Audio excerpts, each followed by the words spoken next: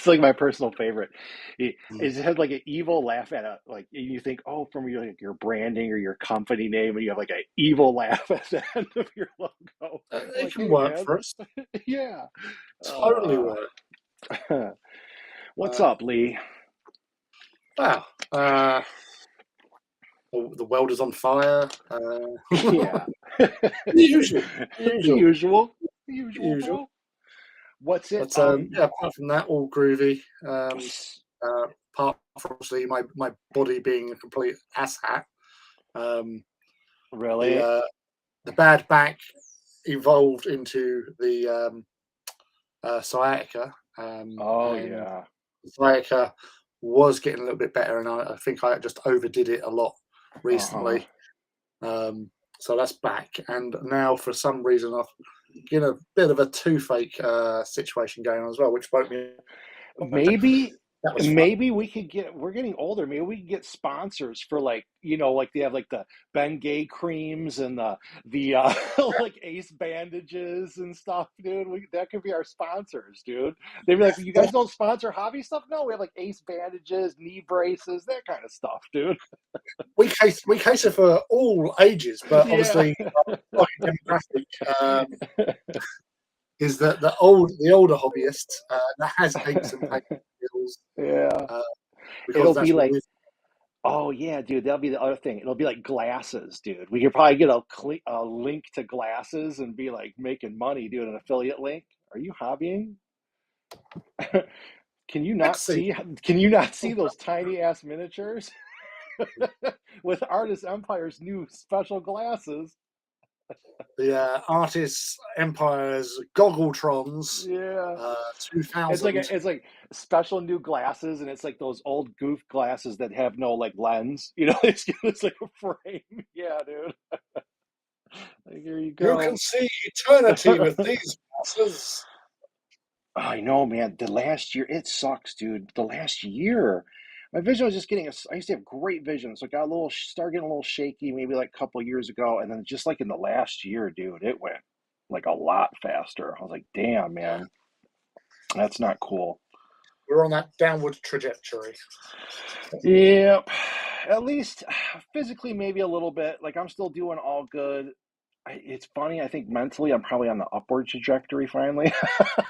So it's probably like one of those things you start crossing right when your body starts declining. You're probably like, "Hey, dude, I'm starting to do really good. I'm liking this stuff." Like you can't have everything. No, you can't have everything. Unfortunately, we've tried. It's not allowed. Um, Too much power for. Yeah. What is it? I'm Uh, assuming. Wait. So I think I asked somebody in Germany. And they said like a while ago, like weeks ago, all their stuff was already blooming. Is like your stuff like blooming, like plants or whatever? Like what's your average yeah, yeah. tree? Okay. Well, the usual over here, the signifier for spring is here is the daffodils. Okay. Um, if you, I don't know if you have daffodils in America, um, but We they're should. a plant that at spring, and they were out sort of just a little bit before spring officially started, which was Okay. March. Yeah. Is the official start of spring. Um, so yeah, they've been blooming all over, the place, and there've been multiple blooms as well. Some have come up early, Okay. some have come up later. So Yeah, where it's I'm at, you're just getting the buds on the trees, and they'll probably be this next week they'll start opening up a little more. Some of like some of the plants on the ground, the grass is just starting to kind of like spring to life now. Yeah, didn't have to like cut any grass yet or anything, but it's just there about for us. It's been curious because it's funny because it's one of the things like besides food, even that, and it sounds so stupid. I am honestly like, I get so curious about the weather because you're like, okay, you're a little there, and like, what's it like in Germany? So it's interesting to get to learn like what the seasons are accordingly. It's like, okay, they're a little earlier and blah, blah, blah. So I'm always checking too, like, hey, when it's cold, I'm surprised kind of how similar they are, even over in like Europe and stuff. It is kind of, I don't know, it always yeah, seems like the same. about 500 miles away ish, Yeah, yeah, less. So we're a lot closer compared to like you over in the States sort of thing, where you know yeah, vast. And plus, area. you guys got the ocean. It's coming off the ocean. You know what I mean? So I'm sure that affects it a lot different. We get what's funny is I'm like Lake Superior, like by the Great Lakes, and you get this because the obviously the wind usually goes west to east, and it'll come across the Great Lakes and then it picks up all the humidity and stuff and then it dumps it all when it once it hits land, so you'll get like disproportionate snowfall because you're picking up all the moisture over the way. And like what's interesting is on some of like they'll show like the speed up like the radar view, right? And if you see the good ones, it's really cool because you can watch it spinning and you will literally just see like the wind and stuff. There's no snow, and then it hits the Great Lakes, and it picks it all up and dumps it all on the other side. You just see like the cycle. It's like, oh wow, that's a trip. Like you just see how quick. And there's not even obviously it's just the humidity. It's not like there's any like real mountains or anything by me at all. Like, Yeah, that's the thing. That's, the mountains are your windbreaks. So yeah. I've seen like when I was traveling around Europe when I was younger, used to go to like places like Austria and Switzerland. So obviously quite Austria is so beautiful. I keep wanting to go there, man. yeah. It's but you're just traveling along and like you're on this coach and you look up to the top of the mountain on a nice clear day, but there might be a bit of wind coming over. You just see the snow being blown off of the Yeah. mountain through a sort of a white mist, powdery mist, as it sort of Yo, Martin, thanks for making it, buddy. I oh, the great British image himself. talking about that, it reminded me of Chile.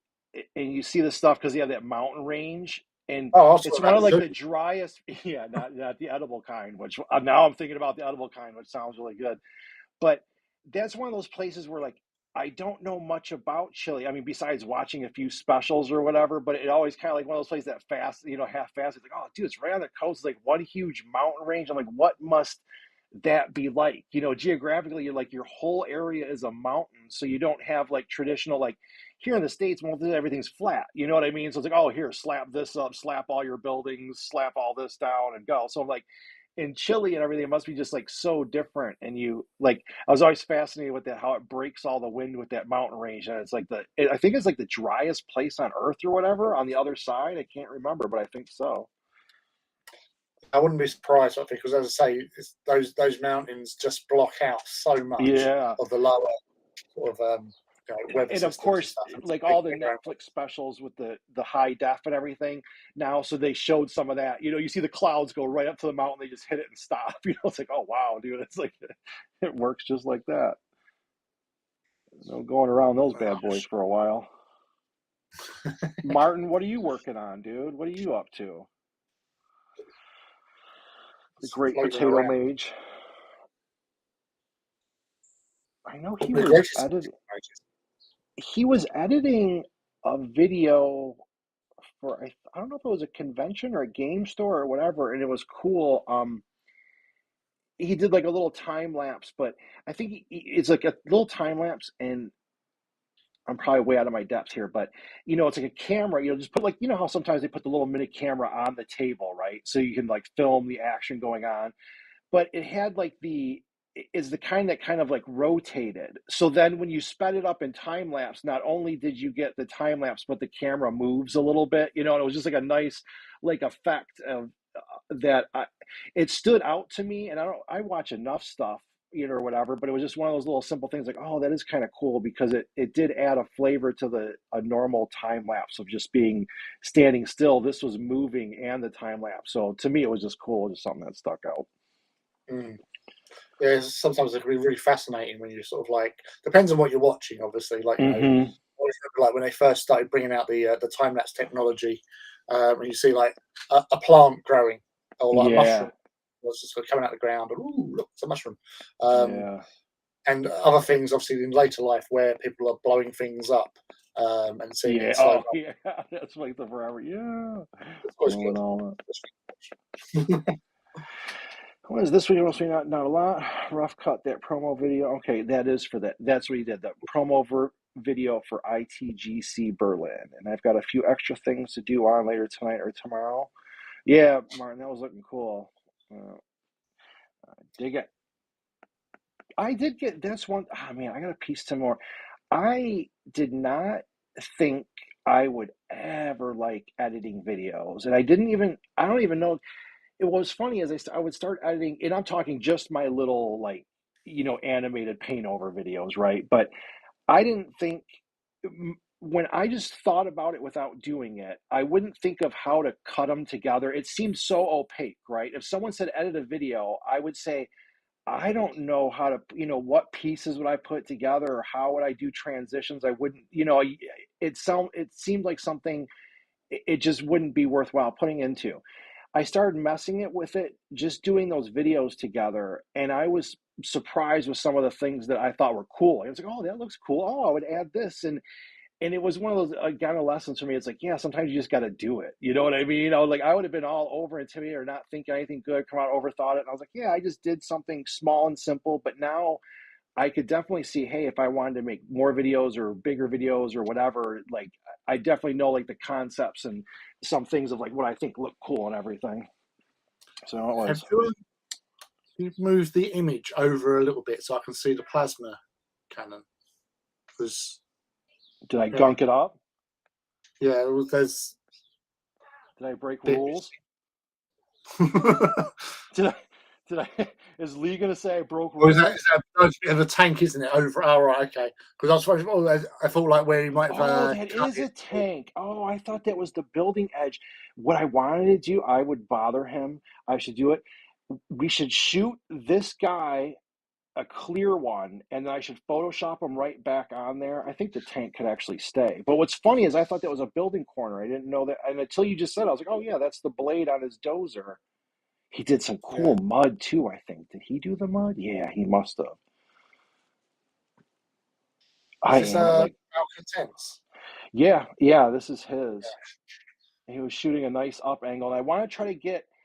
I'm still just putzing with it, but I like the idea of the buildings in the background and later. And if I could do, have some of the embers and stuff, like some of the buildings got hit up top, you know what I mean? And just have like little stuff Towering up there. Inferno. What was that, Yeah, Lee? Steve McQueen up there with Paul Newman, Towering Inferno, Yeah, building dude. falling. Dun, dun, dun. What did Mel say? I finished my Land Raider last week. Spent most of yesterday buying hobby materials. It seems to be a lot of people's favorite hobby pastime is buying hobby materials. Yeah, I've got to get myself some plasticard because I want to do some bases for my Titanicus buildings. I Mm. went onto eBay and bought some, not realizing I bought the wrong depth. I got like Oh 0.25 yeah. thickness, which is like wafer thin. It's, uh, Yeah, it's, yeah. it's transparent, so it's no good whatsoever. You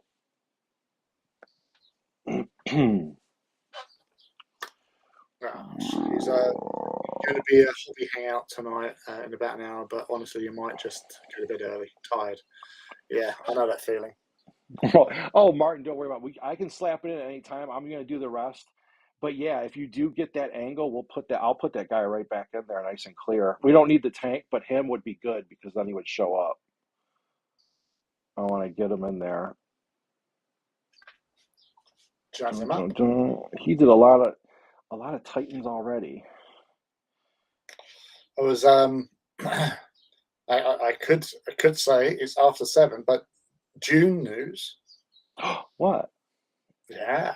So there's um, there's been a couple of castings for characters for Denis Villeneuve's uh, Dune Part 2.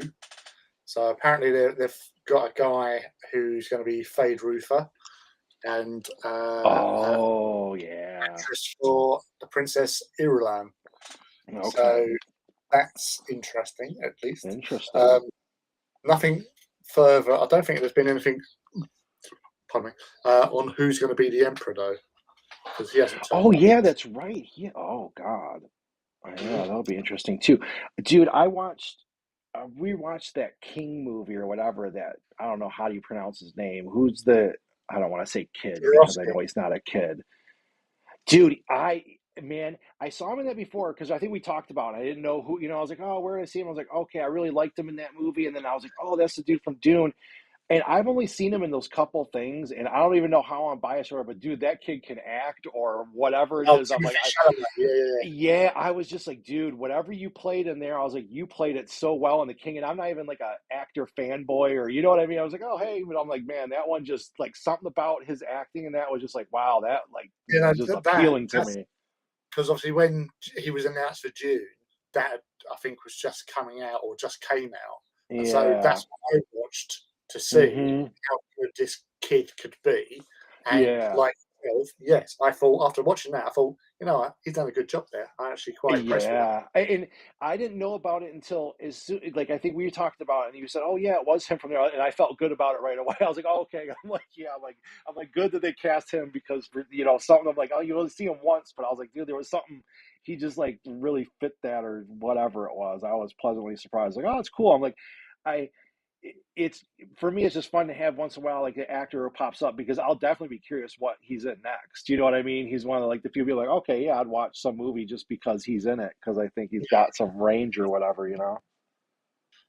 Martin has sent some unblurred original images for you in the Discord, apparently. Good, good, good, Yes. good.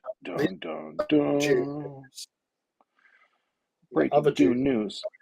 I've discovered um, on Audible, they're finally, well, Uh this is oh. Audible UK, that's in the US, but in Mm-hmm. the UK, they've finally added a load of the Brian Herbert and Kevin J. Anderson stories, novels to Audible.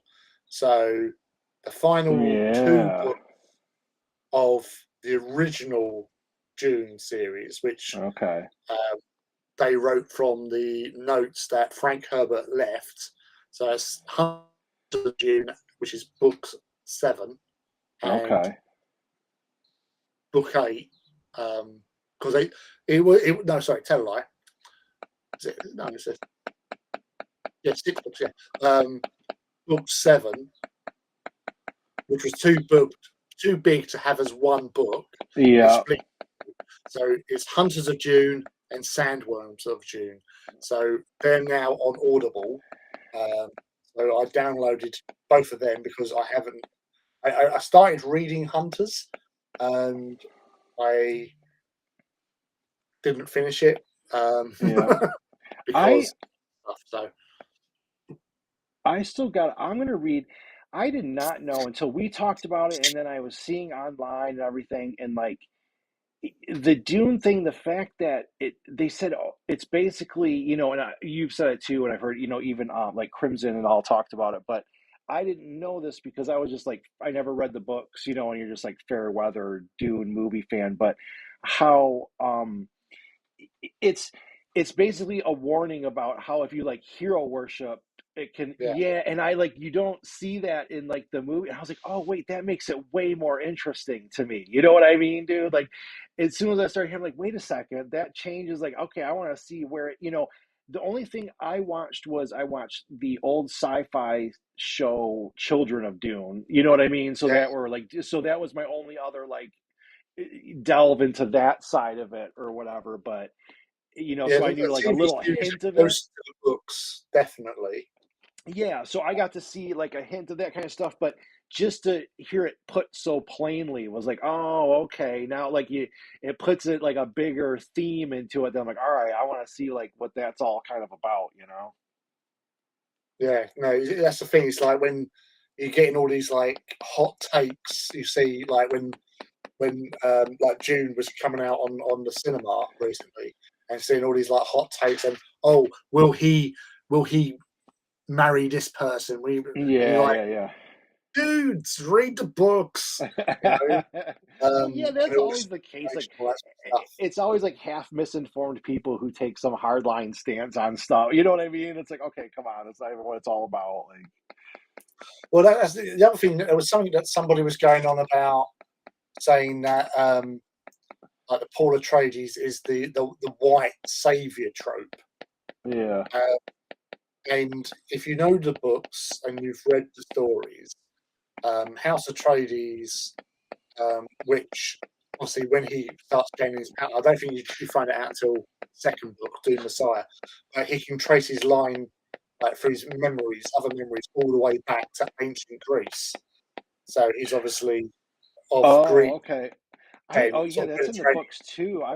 Yeah, one day I'm gonna have to read some of them. I'll have to But take a they're little delve into it. And I always hear good things, about it, and like especially, from people I've known, had similar books and, common and stuff like that. So, but and the thing you do see in the Villeneuve's version is that um, again, which is overlooked. They're saying like, oh yeah, Paul goes to the desert, becomes this Messiah thing of theirs. Now that was because of the Bene Gesserit's interference with their believer, who were seeding. Oh yeah, you know, there's this oh old yeah, yeah, sort of prophecy that a man will come with a Bene Gesserit mother and all that sort of stuff. But they were and him to survive.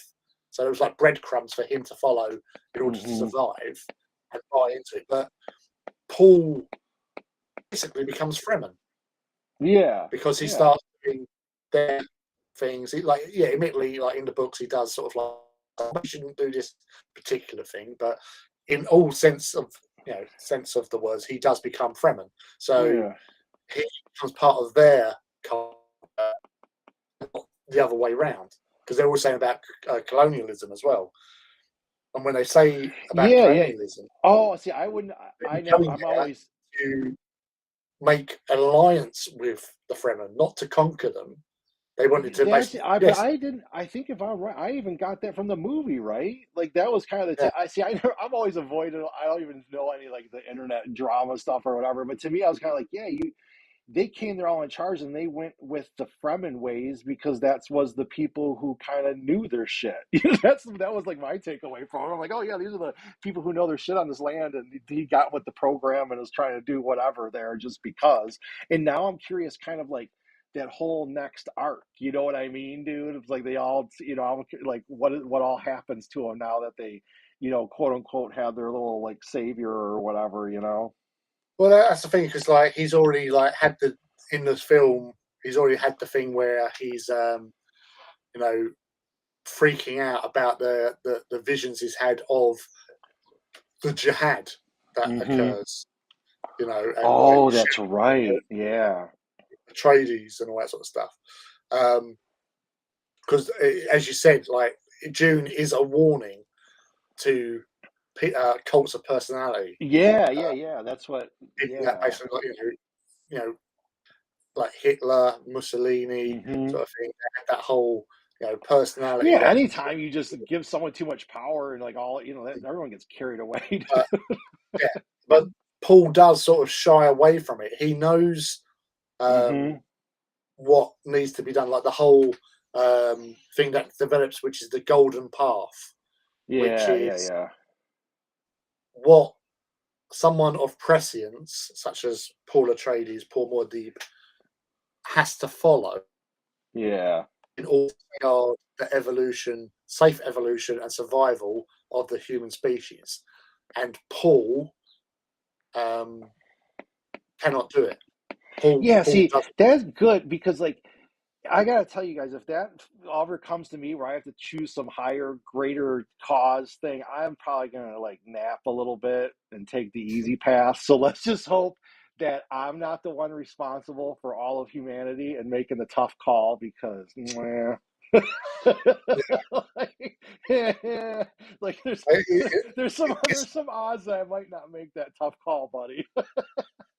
It's funny though because you where Leto the second is, you know, goes through his trial from Children's of June onwards, where Leto the second takes a hold of the golden path because he knows because he's more Fremen than his father was. Like Oh, okay.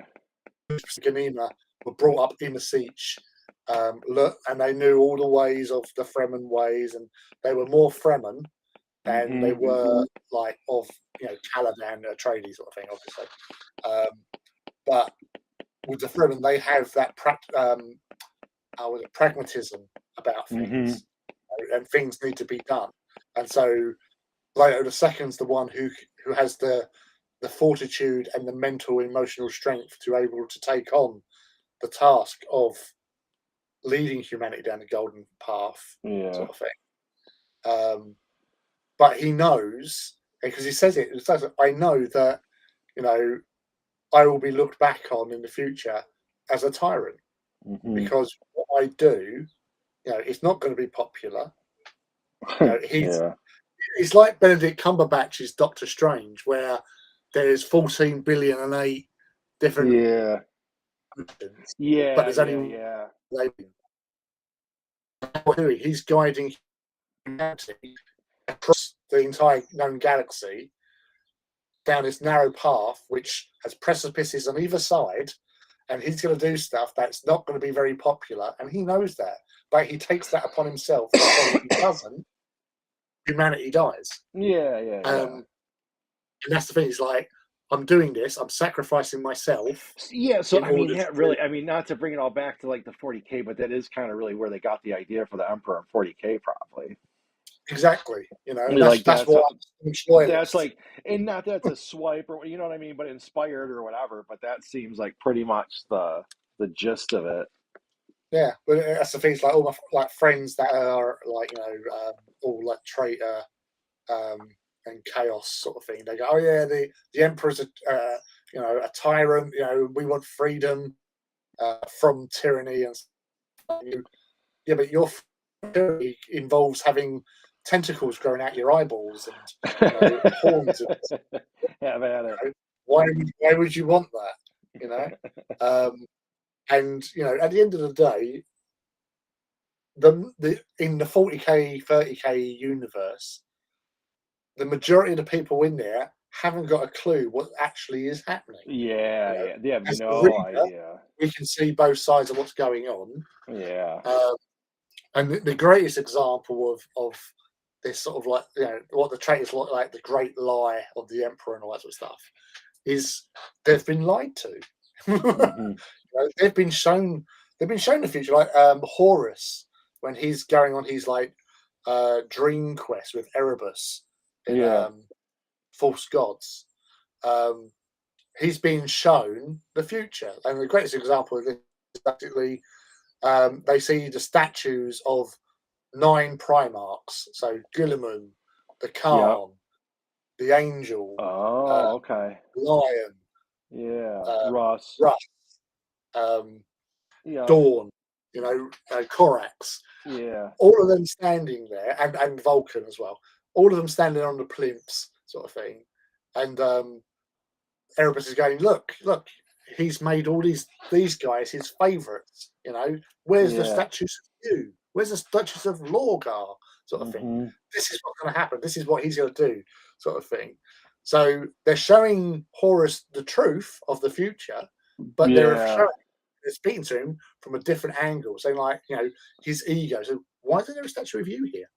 Yeah. You're the greatest Primarch. Why is there not a statue of you? Sort of thing. And that's how he. It's the old the devil's in the details. Yeah, exactly.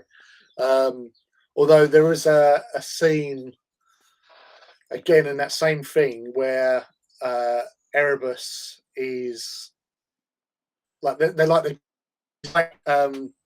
Scrooge and the Ghost of Christmas Past. They're standing in the corner of the Emperor's lab when all the Primarchs got scattered. And like he's standing there, the Emperor comes into the room, sees everything like bed knobs and broomsticks, all the things flying around in the air, and a big sort of warp portal opening above them, sort of thing. And he does something. He looks towards where Horus and Erebus are standing. He turns his back and walks out, and like Horus is going, "But father, don't turn your back on me," sort of thing, all dramatic and stuff.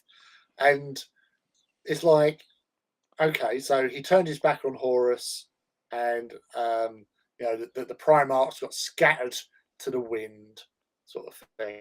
Yeah. It's like, he just doesn't care. The Emperor doesn't care. But do you really, really think that Chaos could do something like that in the Emperor's backyard and the Emperor not be able to stop it?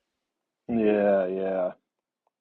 The Emperor sort of let it happen. It Hmm. might have been part of his plan to have Yeah. something like that happen, and maybe not, like the heresy came along when he wasn't ready for it. Because everyone goes, well, if he's all seeing, how comes he didn't see it? Well, he might have wanted it. Yeah, You don't. yeah. You're dealing with gods here. Gods don't have to Yeah. explain them. But Crimson and Ryan. Yo, Crimson, what's up? Crimson's living the good life in the warm weather. But yeah, it's just fascinating to you read all these like books and you travel along the Horus Heresy series and the Siege series. Um, but it is like in the Siege series, it is taken a hell of a lot of effort upon the traitors to try and weaken the defenses of Terra Yeah. in order to have demons and that manifest. So it's the same with, as I said, the Emperor's Laboratory when he's at his strongest and he's not, hindered by trying to keep back the warp portal in his in the Imperial dungeons closed from stuff from entering it. There's no way that the gods of the warp can affect him directly. But that's my interpretation of things. There's no way that they can affect reality to that level um, unless he allowed it. He could have just gone alakazam, and all the bed knobs and broomstick action stops. But he didn't. He let it go. Um, yeah, but Well, yeah, and I could see in like story wise, you can almost see like something because it leaves more room for like a vague interpretation too of like, hey, was he doing, was it bad or was it good or and whatever. There's usually no like clear cut, even in real life. There's no like clear cut. Hey, this is the easiest path. Just do this. You know what I mean? I would say Ryan's interesting point there with Ryan saying, so, yeah, Chaos is more powerful than the Emperor, though, in my opinion. They are in the warp. They can't affect, they can't manifest in the Well, yeah, material. that interesting. Yeah, because that's why they always had the thing where you had to summon the demons because they Yeah. can't just like pour in. Yeah. So that's why they've got to weaken the veil in order to allow for demons to actually materialize. Because otherwise, beforehand, it was they had to get in through via psychers or Yeah. like psychers. So they had to go through possession. So the four powers of the warp are they are basically been going around for as long as interesting because they've been around for millennia. Um,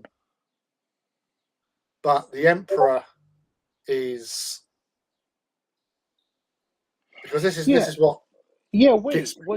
Was the chaos powers have to be like born out of did all the or is that the okay, like which call it Slanesh was out of the whole Eldar thing, correct?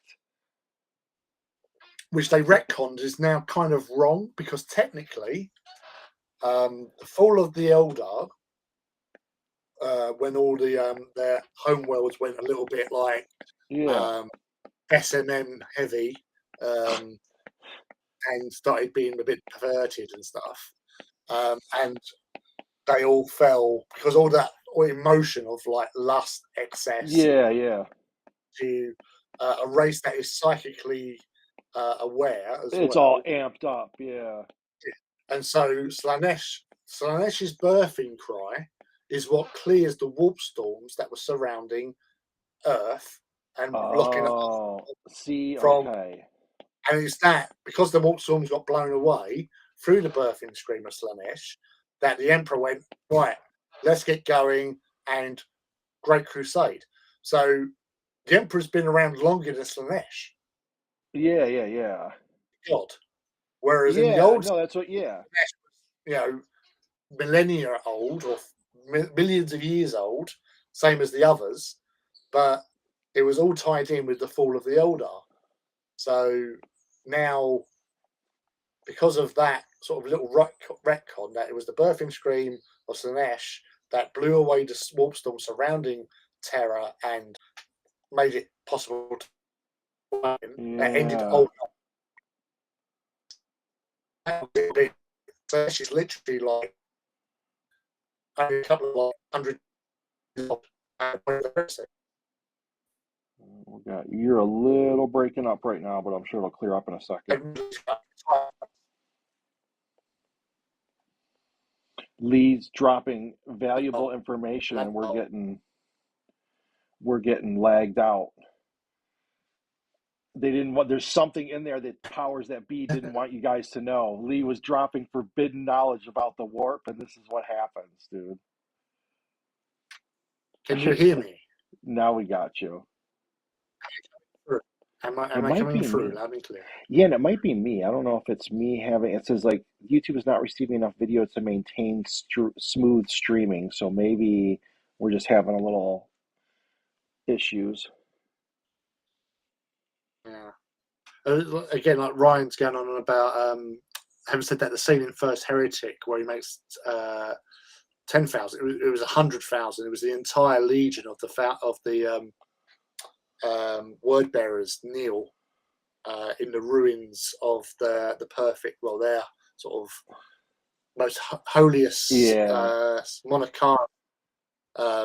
which the Ultramarines had just glassed by basically orbital bombardment, because it was their sort of punishment, because the word bearers were the most fanatical towards the Emperor, and they were revering him as a god or god. whatever. Yep. Yeah, and that basically, you know how that goes. Because he doesn't ship.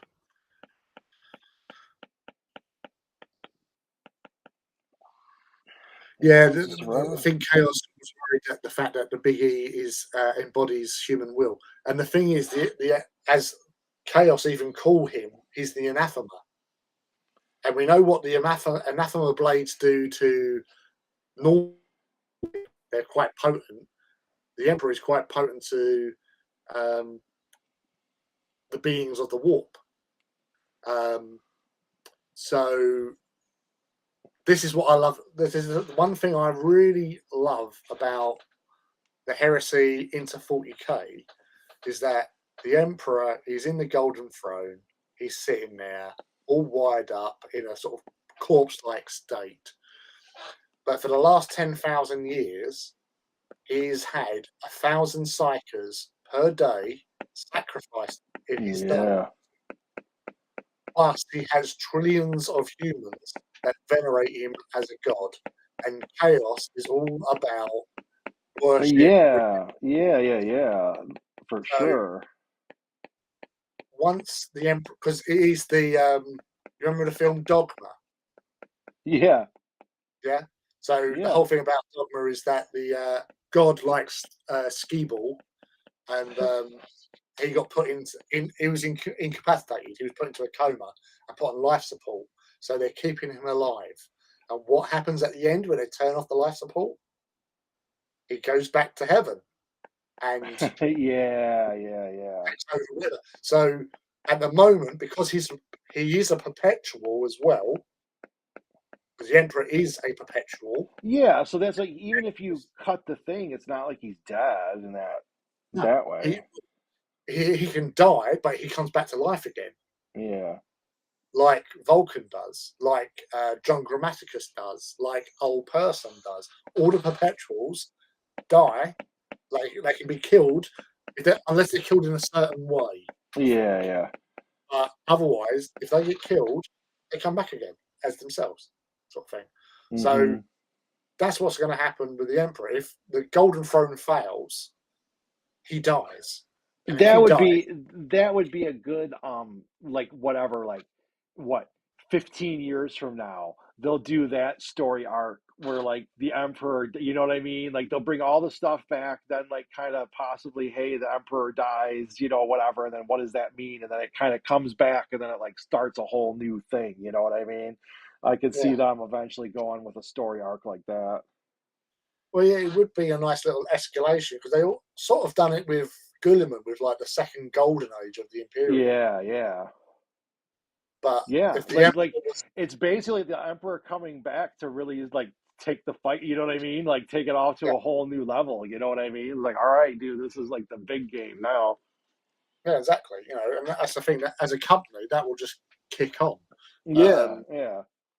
And you can see, to me, story wise, it makes enough sense. You know what I mean? It's like, in a way, it's kind of like you like you grow up on the old school stuff, so it's like, oh hey, yeah, leave him in the golden throne, but it's like, okay dude, it's a story, like, you know what I mean, like something would, you know, something's going to change or something, whatever, like if you want to tell some type of story, stuff should sort of evolve. yeah, so I'm just reading what Ryan was just saying there. Mm-hmm. Uh, yeah, so he's perpetual.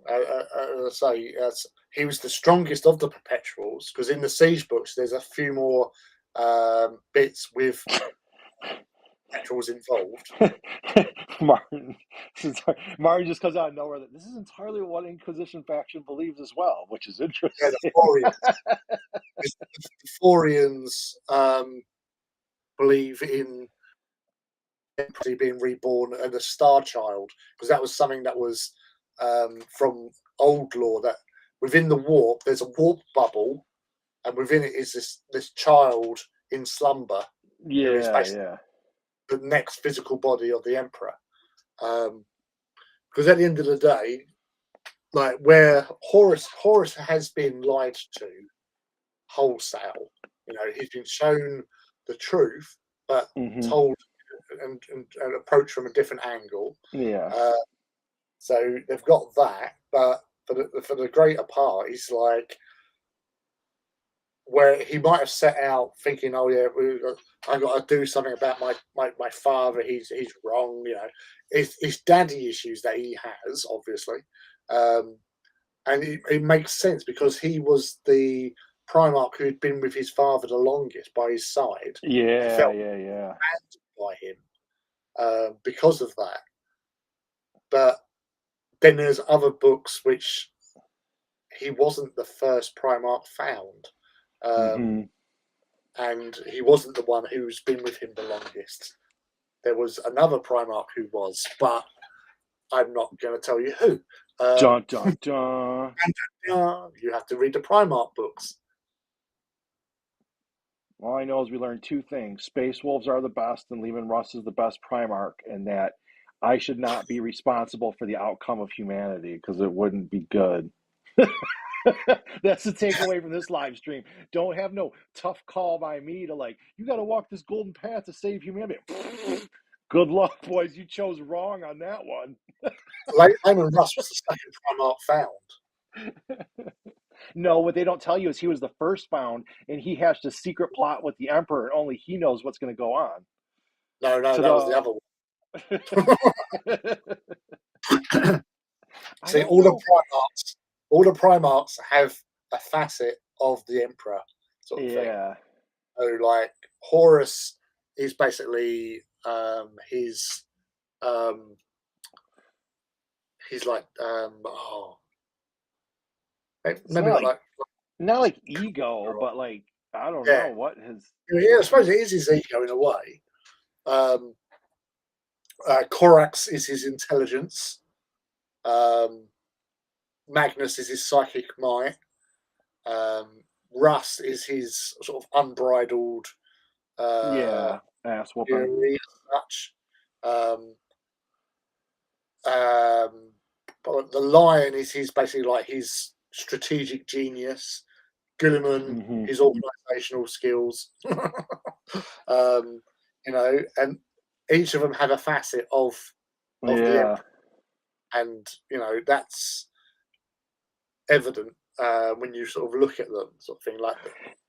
That's like But 40K is just such the, even growing up, like you'd be growing up like, dude, there's this awesome universe that is just so cool and more epic than anything, and like no one like knew it, you know what I mean? Like, dude, it dwarfs everything, you know, it's so cool. It's just, it's amazing that it just started that little like books and stories and snippets, and then here it is like this huge thing where all these YouTube channels are talking about it, and miniatures and magazines and all that stuff. It's still just crazy to me. and It's so cool. to And I think the Forest series is just one sentence Yeah, in a small, yeah, in earlier yeah, sort of books. It was just a yeah. brief mention, And and it's now it's just all this. And yeah. it's tripping. It's like it's one of those nerd things that doesn't matter to anyone, but it matters to you. It's like, dude, I read that book and owned that book when it came out and read the little Horace Heresy blurb. You know what I mean? And that was it. Like, so that was like your start was there. And then now you literally started on that book, and then just to be this far along is just insane to me. Yeah, because that's one thing I've always said about the heresies. Like, we know how it ends, Hmm. but to get in there, that's and you still have moments when you're reading the books and you're going, "No, don't do that! Don't press the Yeah, yeah. do not press the blue button." Oh, he's pressed the blue button. He did it. Um, he did it. Yeah, and even because they are so well written and crafted that you just go, as I say, even though it doesn't happen, it still happens, and you still Yeah. can't believe it has happened. That is the way of things. Are you gonna stream this It's Saturday? interesting because Alfarius plays the long game, and that's the thing. You have the people that look to tomorrow, and you have the people that look to the further years. That's what Alfarius does because that's what he takes from his father. He's playing the long game. They don't do anything like they plan ahead. That's one I don't know much about was Alfarius. He wasn't really a thing when I would like stop playing. I mean, I think he was like in Mention Rare, but it wasn't as fleshed out. Alfarius. He was there the day that Horus slew the emperor. Dun, dun, dun. Always the